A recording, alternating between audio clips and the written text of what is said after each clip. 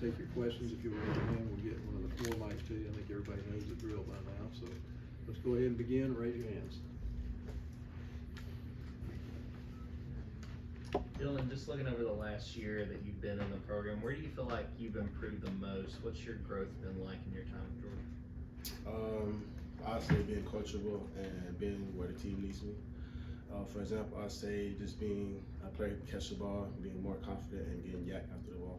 So.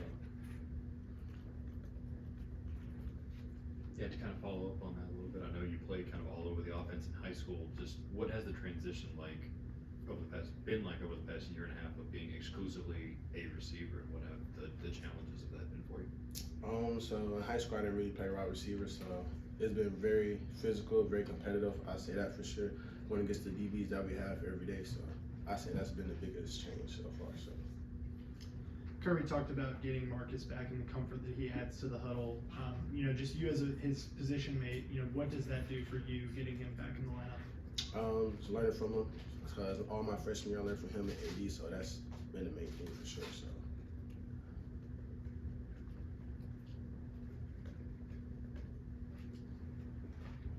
Yeah, could you just talk about coaching or playing for B-Mac and what it's like playing for Coach Clay? It's very funny. That's one of the coolest guys I know. I love him, so he makes sure that I'm supposed to do what I'm supposed to do on the field, on and off the field. So, yeah, very good guy. So,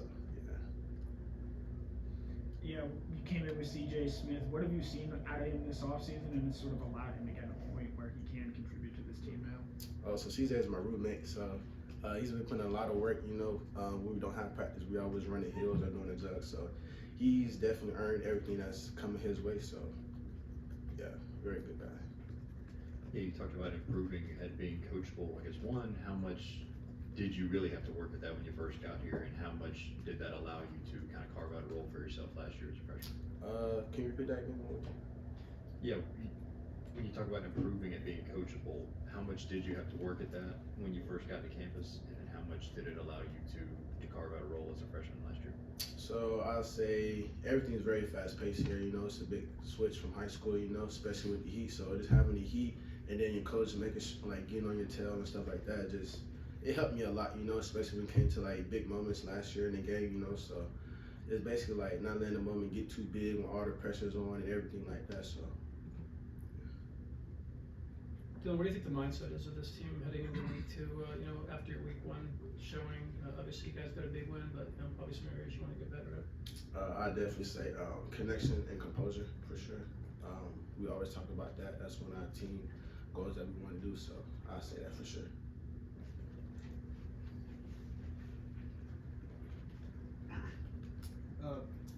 Dillon, Kai Muse made a lot of plays out there last week. What can you say about sort of the rise he's had on this team and what you expect from him going forward throughout the season?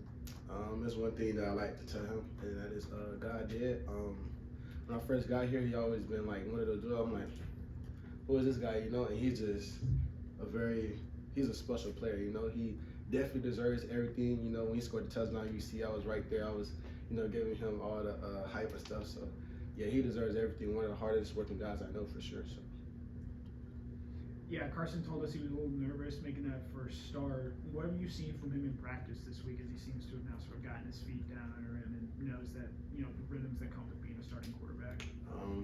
Carson is Carson. He's going to be that guy for sure, He has his confidence, once he's rolling, he's rolling. So I say that for sure. Dillon, last year, did you have a welcome to Georgia moment, something that happened in practice or anything like that? It was like, all right, it's a little bit different than high school. Okay, I'll say it was against Kent State. I was on KOR and I got beat every single play. Every single KOR rep, I got beat. I was supposed to deadbolt, and coming to do film that Monday was very bad. So I'll say that for sure. Is there a moment as a young player where being coached hard feels a little different? I don't know what your background was as a high school football player, but seemed to be coached really, really hard here at the University of Georgia. What's the key to taking coaching, I guess? I would say just learning. You're gonna get developed.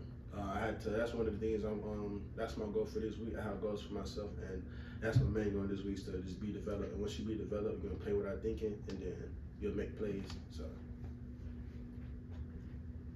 Dylan, we've seen you back there with kickoff returns some. In your mind, what is the key to being a good kickoff returner and being a weapon in that area of the game?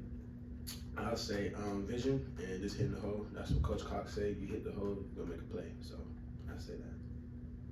When you say your goal for this week is being developed, what does accomplishing that goal look like? How will you know that you have been developed? So far, my for development is like blocking for me. Coach B-Man has been on my televised area at practice, and it's been working so far. You know, I've been doing what I'm supposed to do, and hopefully you'll see it in the game against Ball State this week. Yeah, talking specifically about Marcus, what were some of the things in particular you learned from him last year? You're trying to come in and learn the ropes year one. I'll say definitely catching the traffic and releases for sure. I learned a lot about his releases and learning how to catch the ball even when the defender is on you for sure. So, and coming back negative to the ball when running routes. So.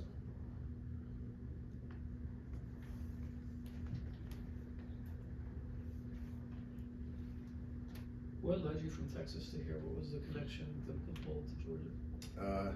AD Mitchell and the coaching staff for sure. But AD, we went to the same middle school, and I used to train with him in high school as well. So he always been a guy I looked up to from a young age. So I definitely say that for sure.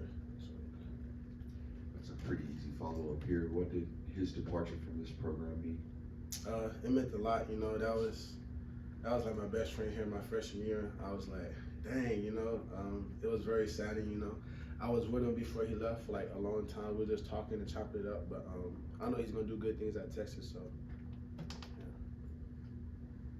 Yeah. Did AD try to get you to go with him to Texas? First question. Second, were there some discussions of you playing running back when y'all got real thin there during camp for a while? All right, to answer the first question, no sir, he didn't really try, you know. He didn't try, and I'm just going to play wherever the team needs me. Coach Smart or Coach McGee asked me to go, then I'll do that.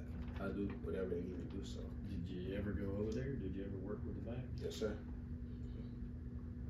You mentioned Marcus and AD as people that you learned a lot from last year. What is it that you felt like you took from Marcus's game specifically? I'll say catching the ball when the play needs to be, especially on the third downs. I know last year I made some plays on third downs, and even this past weekend. So I definitely learned a lot from Marcus doing that at practice every day, and I kind of like just took advantage of that.